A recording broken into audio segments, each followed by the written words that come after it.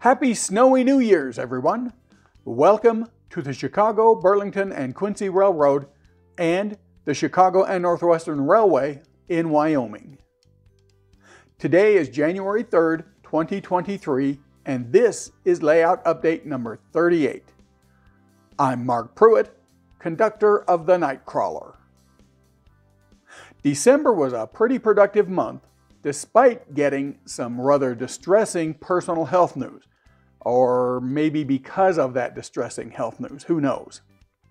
I'll talk about it a little bit at the end of this video because it's going to affect how I work on the layout for the near future. Let's take a look at what happened during the month of December. In late November, I was in the middle of demolishing what little bit of the Cody branch I had built and rebuilt it into its new configuration. In early December, I finished the last of the demolition by removing the turnback curve sub-road bed.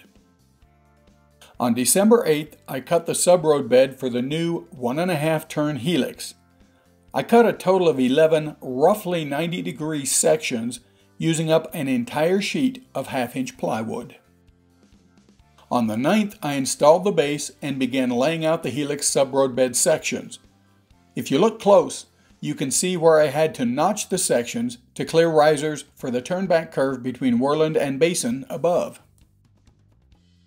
On version 2 of the layout in New Jersey, the one with the behemoth helix, I used threaded rods to support the tiers of the helix.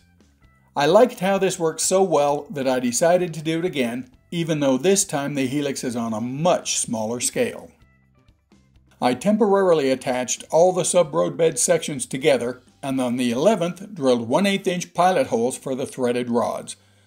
I stuck wooden skewers through each set of holes to keep the tiers from shifting as I worked, and also to ensure that the holes were lined up from one level to another. I drilled the pilot holes through all layers in one step using a 12-inch drill bit. The next day I disassembled and removed the helix tiers and opened the holes for the threaded rods in the base to full size, 3/8 of an inch. At this point, I spent a couple days cutting the threaded rods and cleaning up the threads on the ends. I didn't take any pictures of that, so instead you get to look at this great view of Casper from the side of Casper Mountain. On the 15th, I began final assembly of the helix. I installed some of the threaded rods into the base, then added the first half of the lower tier. On the 16th, I started out the day by adding the sub-road bed for the approach to Powell at the bottom of the helix. You can see how the tangent center line is offset from the curve center line. This is done to create my lazy man's easement into and out of curves. Once the Powell approach was done, I began laying road bed and track onto that first half tier. Then I added the second half tier, completing the first loop of sub-road bed. I'm sure you can see that the grade isn't set yet. That will be done after the helix sub-road bed tiers are fully installed. The next day I added the final tier of sub-road bed to the helix and connected it to the upper approach on the far left in this shot. That spot through the 2% grade in the helix will control the final elevation of Powell underneath Worland. Now it was time to install the remaining road bed and track and set the grade throughout the entire helix. That would be really tough to do from the outside of the benchwork. I needed to work from inside. First thing I did on the 18th was cut out a section of the joist inside the helix and build an access hole. Then, sitting comfortably on a short wheeled stool, I set about adjusting the grade through the helix. I worked from top to bottom. It took about 3 hours to get everything adjusted because I had to go around the helix about 3 times. Adjusting the grade at one point would throw off the grades at the adjacent threaded rods a bit because the base would flex and move with the changing stresses. It was kind of like tuning a guitar. Adjusting one string throws the rest off, so you adjust everything several times to get the instrument in tune. Same thing with the helix. Setting the grade was a bit time-consuming, but not hard. By the evening of the 18th, the grade was set through the entire helix.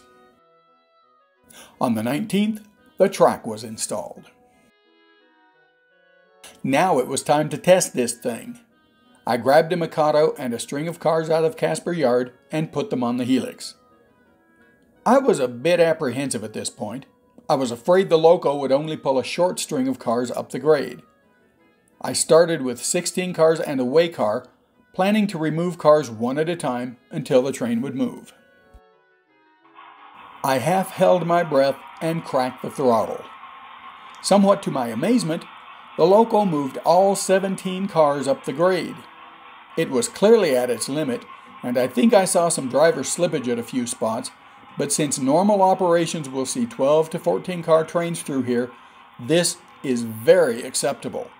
Helix complete. Moving away from layout construction for a moment, in early December I received my Christmas gift, an Anycubic 3D resin printer. With the spiraling cost of small detail parts and even things like tie strips for my turnouts getting costly, this will provide some significant savings over time.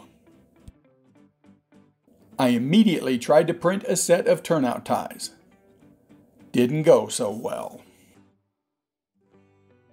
Undaunted, I made some adjustments and tried again. Still no joy. The third attempt, however, this was encouraging, but clearly I have a lot to learn about 3D printing.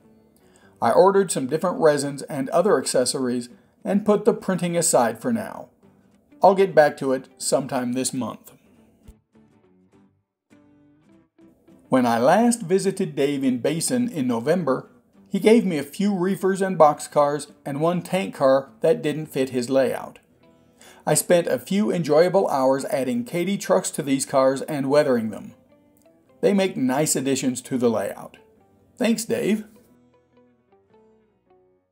Also in December, I came across a Spectrum high-boilered 10-wheeler in C&NW livery on eBay.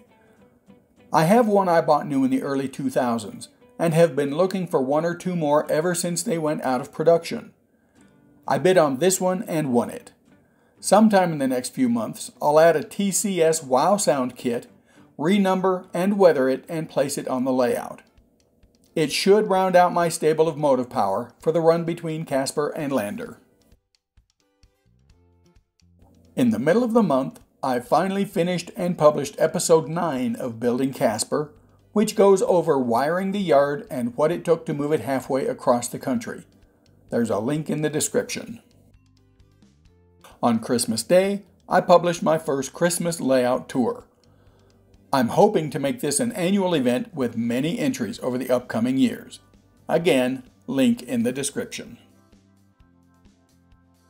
With the Cody branch built under the Basin area, after Christmas I got back to layout construction, this time focusing on Basin. First I detailed out the plan. That support post at the far right sure was a pain to work around. With the plan in place, I began by mounting the sub-road bed for Basin on a couple of risers and tying it into the turnback curve from Worland. I clamped a 6-foot level to the plywood to take out any waviness in the plywood during riser installation and to provide overall leveling of the town site. On the 29th, I had all the risers installed, and by the end of the day on the 30th, I had the sub-road bed at the far end of Basin tied into Himes Curve. The last day of the year, I installed the cork sheets and marked the main and siding center lines. This is how this model railroader celebrates on New Year's Eve. The first couple days of 2023 saw me installing roadbed and the first tracks into Basin. And this is where we are as we start 2023. I'm not sure how much I'm going to get done this month. In late November, a tumor was discovered on my right kidney. On January 5th, 2 days from release of this video, I'm undergoing major surgery to remove both the tumor and the kidney.